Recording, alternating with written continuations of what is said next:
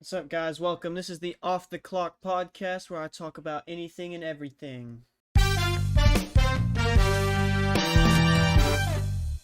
Hello, everyone. My name is Gavin Richards. This is Off the Clock podcast. Today I'm here with Hall of Fame rugby coach Paul McCartney. He was my high school rugby coach when I was in high school, and he's done a lot for a lot of the youth in Round Rock. Coach, if you'd like to introduce yourself. Yeah, my name's Paul McCartney. No relation, for those that are wondering. I went to Slippery Rock University of Pennsylvania, which is where I got the nickname Rock, and then I went to Life University on a rugby scholarship and became a doctor of chiropractic. And we are sitting at the Rock Chiropractic / training facilities for youth rugby. The Todd Knight Field. So, Coach, I just want to ask you a question. How did it all start? Where did the rugby journey begin? What got you into life as a rugby player? Yeah, so when I went to Slippery Rock, I went to run track and field, and then got there, and the distances got a little longer, the hurdles got a little higher, the guys got a little faster. In fact, when I went there the year before, they were D3 national champions in track and field. Actually met some really good guys through it, but then pledged the fraternity, and my big brother in the fraternity played high school rugby, and he wanted to start a rugby program at Slippery Rock, and he did, and I started, and that was in 1980. 1980. Yep. Okay, so obviously played at Little Rock, but the elephant in the room here is the Life University rugby. How did you transition from Little Rock to a powerhouse Slippery school? Rock. Oh, Slippery Rock. Yeah. Sorry. How did you transition from Slippery Rock to a powerhouse school such as Life University? Well, after I graduated from Slippery Rock, I moved here to Texas. Started working for the Texas Department of Health, and then actually opened up a gym, Sergeant Rock's Gym in Galveston, Texas.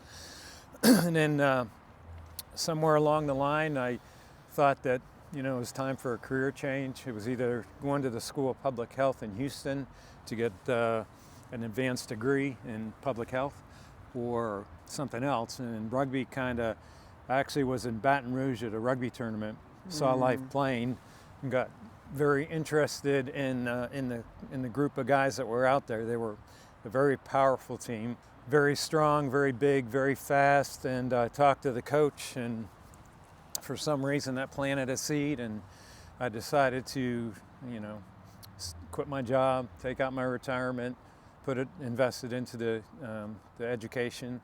Then I ended up with a scholarship. So that was what led me to Life. I can attest to that. I currently play for Lindenwood, and Life are always a massive game for us every year. We play them, and it's always, Battle of the Titans.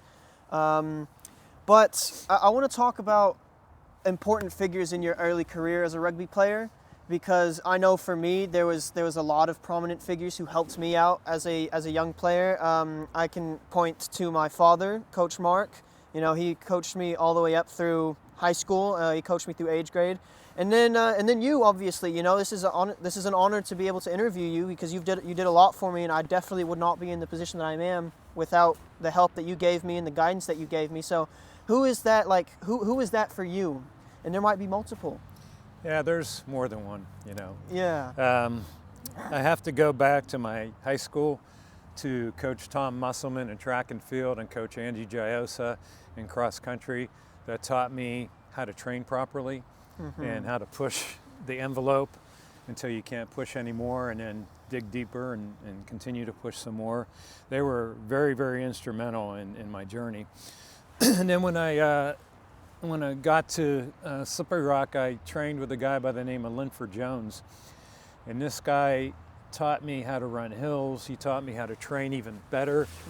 He was a national champion, Division III national champion in hurdling, and he was actually the closest person to ever beat Edwin Moses in college.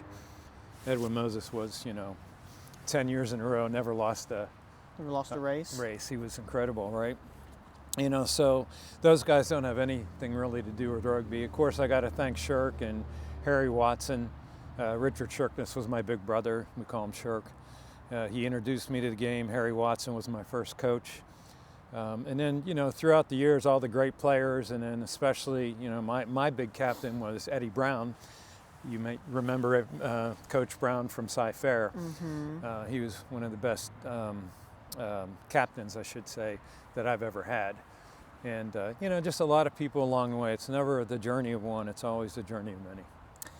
Yeah, I mean, yeah, like when I think back on my time at Rock, my captain when I first got here was Connor Nicholson, and he was an excellent leader. But he was only as good as the players around him, and I distinctly remember Lawrence and Logan being other leaders in my life when I came through the freshman year, because I struggled a lot coming into high school. I was very small, I was very undersized, and I lacked a lot of confidence. And watching those boys play with determination and passion for the game, and they clearly loved what they were doing, it really emboldened me to break out and try things my sophomore year. But everyone hangs up the boots eventually, and I guess I want to know, when did you know that it was time to hang up the boots, and were you at peace with it? Were you happy with what you had accomplished in rugby? I think your dad can probably attest to the fact that you're never really at peace with hanging the boots up. Yeah. There's always that deep desire to lace them up and get out there, but the mind wants to, the body says no. When I graduated from Life University, I was probably the fittest I had ever been. I had played the highest level of rugby in this country. You got to remember, when I went there was no undergraduate team. We were a men's club, and we went to 2 15s national championships and 7s national championships, and it was a lot to keep up. We had players from all over the world, competing for positions, so you really had to be on top of your game. So I was extremely fit, and I worked hard for 4.5 years. When I came here, I just decided to focus on my practice, so I kind of hung my boots up, but then I went out, got talked into playing with the Austin Blacks for a little bit, ended up coaching, but it wasn't the same, and plus I was in my mid-30s, so it was kind of time to look and explore what else I could do rugby-wise. And since I had that little bit of coaching with the Blacks, I guess, that really inspired me to continue on as a coach. So when you hung, because I distinctly remember sophomore year, the boys had a pretty tough training. We weren't exactly executing everything to the standards that we know we could have. And you talked about the last game that you ever played in rugby, and I can't remember the team that you said you'd played for, but I remember you saying when you walked off that field, you knew it was the last time you were going to lace your boots up for a game of rugby, and you said that that day will come for everyone eventually, and you have to make the most of it. And I just remember that sticking with me. And you also said that the transition from playing to coaching, you said you had a little bit of difficulty with it at first. I kind of want to ask, how did you handle the transition from playing full-time to coaching? Well, that episode that you're discussing was the last time I had the jersey on for Life University. And at that point in time, I truly believed that I wouldn't play again. And for all intents and purposes, I really didn't. The transition was, it wasn't anything that I chased. I think most things in life that come to you, when you do them, it's because it's what you're meant to do. And eventually you figure that out. So, after I got through with the Blacks, I was pretty much done with rugby. And then Jesse Adams, the coach of Stony Point High School, I can't remember who contacted who, but I helped out a little bit, just, part-time stuff. Well, Jesse did a great job starting the program, but he wanted to go back and play because he was younger. So when he decided to go back and play rugby, that's when I took over the Stony Point program full-time, which eventually turned into Rock Rugby. So talk about the early days at Stony Point when you first took over. I'm assuming that was your first time as a head coach. What surprised you, and what did you find came natural to you? Well, actually, it wasn't the first time. I was a head coach for the Austin Black Sevens program. Oh, okay. But for high school it was, yeah. And we had some great players. We had a ton of varsity football players. We won back-to-back state championships, Division two. It was a really good run. It was a good foundation for us. So, in high school, a lot of people are still trying to figure out who they were. I mean, I was a mess in high school. I'll be honest. I was a troublemaker as a child, and I really think rugby saved me from going down the wrong type of path. And I'm sure I'm not the only person that you've helped in that regard. How do you manage kids like that who are, maybe they're in a dark spot, or they're trying to figure out, themselves as a person? Underneath it all, we're all people, and people want to be heard. They want to be appreciated and acknowledged. They also want to know that you care about them tremendously, and I do. My whole life has always been about helping people, taking care of people, and I guess it comes natural to me. But when a kid needs somebody, they just want to be seen. And if we could provide that for them, and it's not just me, it's all of our coaches, we see these kids, we hear them, and we give them a platform where they can excel. I mean, yeah, that's exactly what Rock Rugby gave me. You guys gave me a platform to not only showcase the skills and the talents that I have in this game, but you helped me develop skills as a person and a man that I have taken forward in my daily life. As I know this because I know you personally, but a lot of people might not know this. Mr. Fitness, I hate to say it, he's a bitch of a person to deal with when you're on the field. I'll be very honest. There were so many nights I went home and I was like, man, I hated Mr. Coach Rock today. He was killing us, man. What was going on in his head?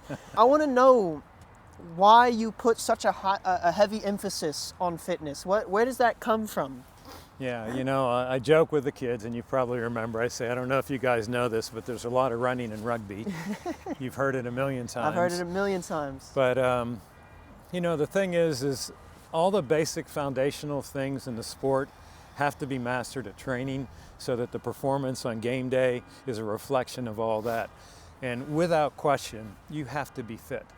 Fitness cannot rob you of decision making while you're running on the pitch and trying to make a decision, right? It should be the last thing that you think about. And you just can't get enough fitness. In fact, that was even me. It's like the moment I thought I was fit enough, I pushed to be fitter.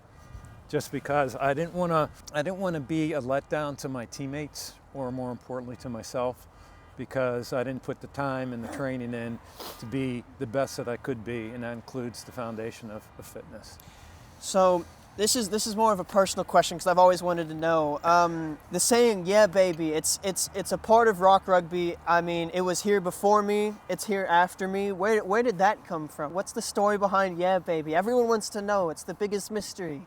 Well, then maybe it needs to remain. Maybe it needs to remain. All right, I can respect that. But eventually, you broke away from Stony Point, and you became your own independent thing. You became Rock Rugby. How did you manage that? What happened there? And well, Stony Point really didn't do anything for the kids. Most of the kids were from Stony Point, but then once I took over, I was like, well, let's just expand it. So then we started a program at Cedar Ridge, and then it just seemed silly, to not create a club and invite anybody and everybody that wants to play that lives in the community. So to me, it was a no-brainer. It's nice to be a single school, but there's a lot of pieces to the single school that need to be there in order for it to be effective. And, one being somebody in the school system has to be on the coaching staff or administration staff, and we just simply didn't have that. So it didn't make sense to be tied to any one particular school. It made sense as let's do a club and let's do our own thing, and that's exactly what we did. So I want to switch gears a little bit. You have a very, very successful chiropractic business. You help a lot of people. You helped me a lot when I was dealing with my injuries in high school. I want to talk about what your business means to you, because you help a lot of people. I mean, it shows in the way you run your business, in the way you carry yourself as a person, as a man, and how you help out the people over here. So what does it mean to you? So Chuck Gibson, who is my mentor in chiropractic, he was my coach. He was the man that gave me the ability to be the chiropractor that I am. One of the things he said is, how do you want to be remembered when you go? Like we had one of our colleagues that was a mayor of Conroe, Texas, and he said, yeah, he's going to go down as the mayor of Conroe. He said, how do you want? And I love rugby and I love chiropractic, but at the end of the day, my job is to serve God by serving mankind through chiropractic, through the power of an adjustment. So chiropractic is the key to everything. I mean, it helped me immensely when I was dealing with my spinal problems. That was not a fun year for me. I remember that. I can point fingers at a lot of great coaches that I've had coming through here. There's one man who stands out to me in particular, and actually the field is named after him. I want to understand Coach Todd Knight, because I never really got to meet him because I wasn't a forward. And he was only really around for my first year. I want to know how you guys met, and because you guys were great friends. Yeah, so Todd, he was also a chiropractor from Life University. He was there after me though, so I never played with him. I didn't actually know him. And then once he graduated and moved to Texas, I hired him on as an associate doctor. And then, of course, when we started the rugby program, it was obvious he would be the guy that would come and help out. So he wasn't here from day one. In fact, I did it by myself for a few years, and then I had a guy by the name of Donnie that helped out for a while, and then a trickle of a few people here and there. And then once Todd was here, he was here until, unfortunately, he passed away. Yes, and you and Todd, you guys have had a lot of amazing athletes come through here. You've had Christian Osberg, you've had Damian Torres, you had Karch Hoffman, Clayton Means, Nick Nelson. What does it mean to you to see all of those amazing athletes and wonderful people go on and do amazing things in their lives? I mean, it must be pretty cool to watch. Yeah, it's very exciting, and you want the best for your kids. I consider this is my family. These are our kids. We want the best for them. Want them to be good citizens, good husbands, good providers, good community people, that kind of thing. If they continue on with rugby, we love to see that they're getting scholarships, such as yourself. We love to see those guys advancing. We've had some Eagles, we've had some professional players, and it's really, it's a proud moment for all of us. But at the end of the day, I just want to make sure that they're good people, But it is a proud moment for us to see those guys. In fact, a few years ago, a bunch of the boys broke off and created the Central Texas team, if you remember that. Yes. And that was comprised of about 90% of Rock Rugby guys, and then we had our own team in. One of the commentators came up to me and he said, Rock, this is amazing. And I said, what's that? And he said, you got rugby players from your program all over the field on all different age levels. You must be very proud about that. And at that moment, then I looked at it a little bit differently, obviously, because that was cool. So Rock Rugby's a storied program. You guys have a lot of great history through Rock. And when I came in as a freshman, obviously we had COVID. We had COVID-19, and it really made it difficult for Rock Rugby. And I want to kind of hear your thoughts as a coach, as the father of the program. How did you manage to come back from that? Because I was here Tuesday, and you guys had a middle school team with like 25 kids. We had like 40 kids out at the high school level. We're coming back from the struggle that we had that was COVID. I want to understand how you got through that. Yeah, that was tough, mainly because the schools changed. Getting into the schools, recruiting kids the way we did it in the past had changed completely. But the truth is we've got a great network of people that are coaching and on our board of directors that have really made the difference, So I guess if there's one thing that I could say about that is that the program has been able to draw people that have a lot of passion and they really want this program to move forward, with or without me, So it's just nice to know that, these people on the board, these people that are coaching, they care as much, if not more than I do. And that's the kind of people that you want. And they're all very good at what they do, and I'm very gracious and thankful that I have them. Yes. The coaching staff are because they're volunteers. They're all volunteers, and they're donating their time to come out here and help out. And it's just, I really like to see that. And that's why I try to come and help out when I come back from college, because this program has given me so much as a player and as a man. It's only right for me to try and help out these other guys. But I wanna shed some light on the wonderful people that help maybe behind the scenes that maybe you don't see like on the camera or on game day because they do some of the back scenes work. Like, is there anyone you want to give like a shout out to towards that? Every single, we'll just call them the rugby moms, from way back at the very beginning. I know, Tracy Osberg, Shauna.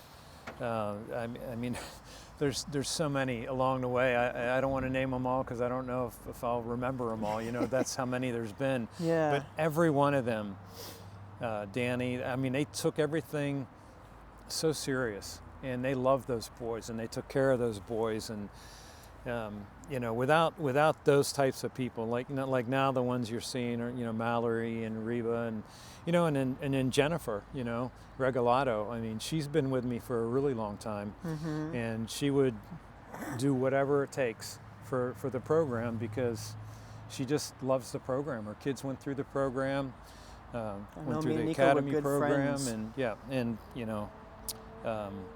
They're the driving force, and then there's the coaches. Todd was just incredible. He was a capped player from Canada, and Leland Means was about to become an Eagle before he broke his wrist, and he was on the coaching staff, and then people like your dad that has enormous knowledge and experience in the game of rugby, and all of them.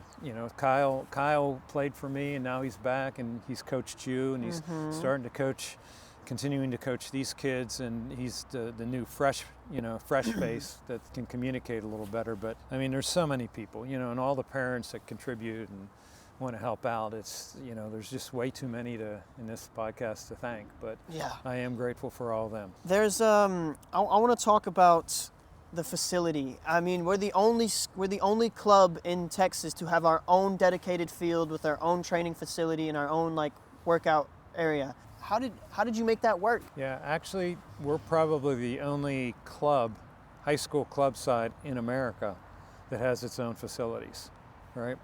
It's not easy. It's been a dream of mine. It's an expense. It's a lot of work to keep up. Again, we have people like Troy that helps out with the grounds, and Uriel, who's back there coaching soccer. He helps out with the grounds, myself, and it's just one of those things that I didn't want to go to the grave thinking, what if? So I figured I'll do it. If it doesn't work, at least I can't say I didn't try. So we've got the building right over here, which you probably can't see on the camera, which has weight facilities, basketball, Olympic lifting, mainly for youth athletics.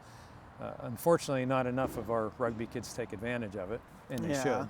But then we got our rugby facilities here, which was originally designed just for training, but it's close enough to be a full-size field that we actually play our games here. And it's just really, really cool to have everything right here. And of course, my chiropractic office building is literally right there. So when I'm done adjusting, I just walk out the door, and here I am. Walk out the door, and here you are. No, I mean,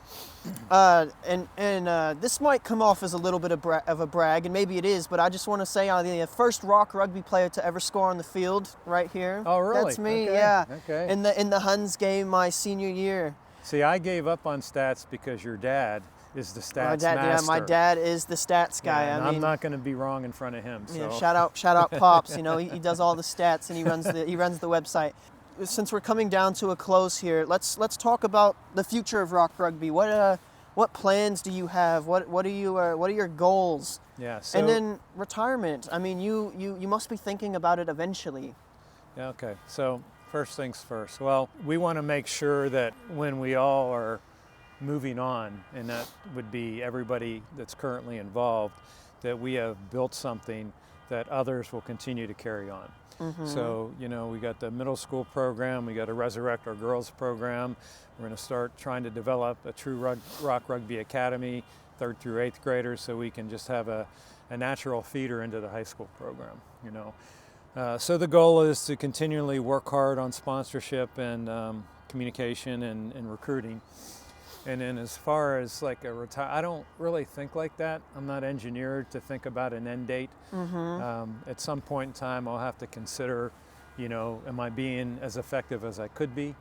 And if that's the case, then yeah, others should take over. I'll always be involved in some form or fashion as long as I can, because again, it's my life. It's not just something that I do. Chiropractic and rugby, it's my life. That's my answer. I mean, that's as good of an answer as anyone could give. I want to say a few words about what this means to me, because I mean, like, and I'm sure there's many other players in my shoes. You know, from being a snot-nosed little kid as a freshman to becoming the captain my senior year and taking the boys to state. You know, it was a journey, and I thoroughly enjoyed every moment that I played for the Rock Rugby badge. And I really enjoyed the friends that I made along the way, the connections, the people that I met. I mean, Matthew, Bruce is a standout player that I can talk about as being one of my closest friends from my time at Rock Rugby. There's a few others like Nico Regalado as well. You know, we were always very close as kids, and rugby just brought us even closer. And then the skills that I learned while playing here as well, not just as a player, because I mean the skills you taught me helped translate to a higher level, but the life skills that I learned, you know, how to manage my time as a student athlete, how to push myself harder when I want to give up, because everyone can do that. Everyone can push themselves past what they think is their limits. And then the ability to be a leader on and off the field, it was something I personally struggled with my senior year. You know, there was a lot of times where I questioned myself and I was like, I don't know if this is something I can do. But if there's one thing Rock Rugby is good at, it is an environment to build people up and really give people the confidence to go and be their best self. And I think I want to say thank you on a personal level to you for giving me that opportunity and helping me, you know, discover who I am as a man. Would like give us a closing statement. I'll give you one.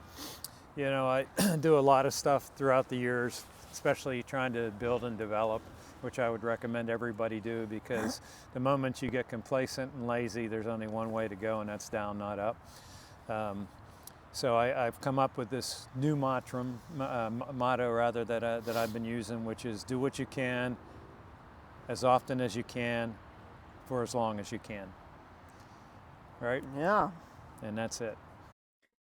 Thanks for hanging out with me here on the Off the Clock podcast. If you enjoyed this episode, make sure to follow and share it with someone who would like it.